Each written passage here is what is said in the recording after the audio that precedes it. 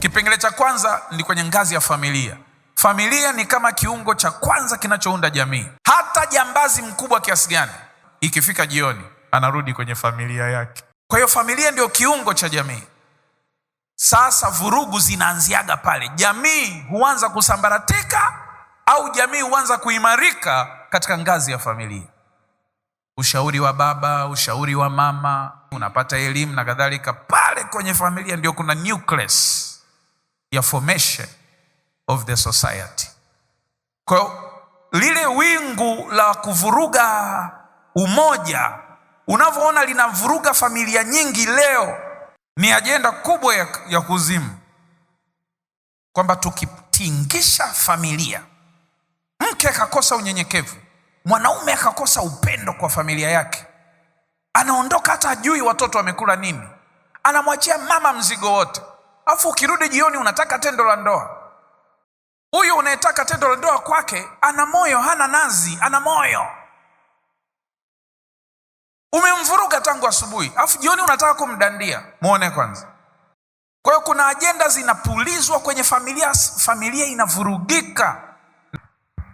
Okay, kwa hiyo mmeona mashambulizi yanapelekwa kwenye umoja wa kifamilia, mashambulizi yanapelekwa kwenye vyama vya kiimani, mashambulizi yanapelekwa kwenye vyama vya siasa, na sehemu ya mwisho ni kwenye serikali. Huu nao ni mhimili mkubwa sana. Ubaoni nimeandikaje? Soma 1, 2, 3. Amani, ustawi, maendeleo na mustakabali wa taifa husika hutegemea sana serikali inayowaongoza watu hao au jamii hiyo. Na unaposikia serikali, maana yake nini? Dola. Chama sio serikali na serikali sio chama, lakini chama kinatafuta kushika serikali, ndio maana kinaenda kutafuta ridhaa kwa wananchi. Dola maana yake sheria, idadi ya viti bungeni, kutunga sheria. Dola maana yake kumiliki pesa ya taifa, na jeshi, ndio maana ya dola.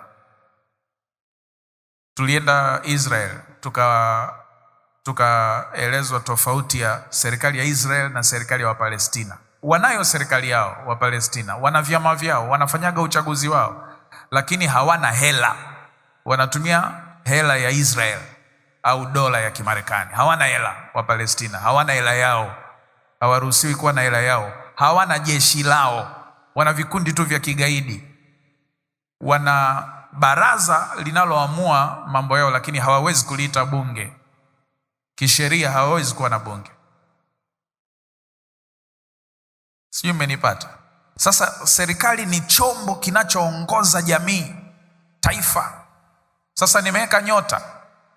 Hakuna slide nimeiwekea nyota kwenye noti zangu zote isipokuwa hii. Soma 1, 2, 3.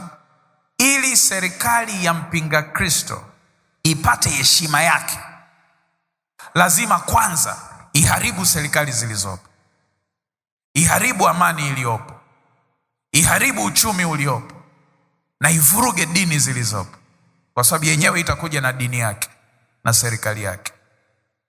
Sijui mmenielewa?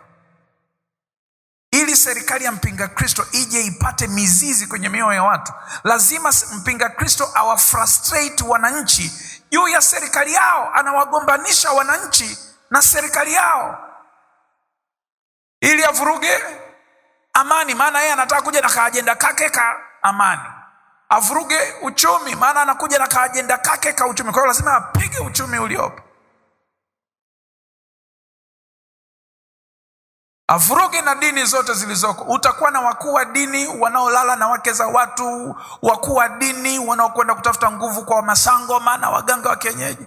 Dini inakuwa butu, haina solutions.